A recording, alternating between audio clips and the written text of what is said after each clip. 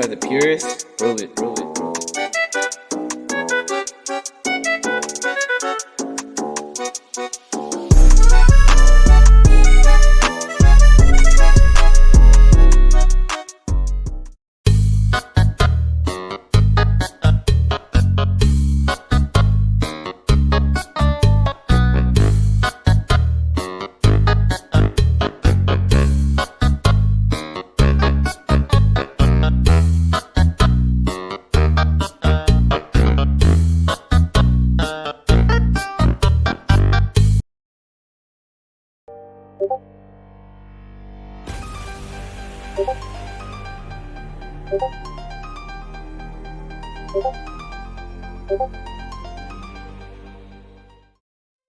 So the first question I got was, what method do you use?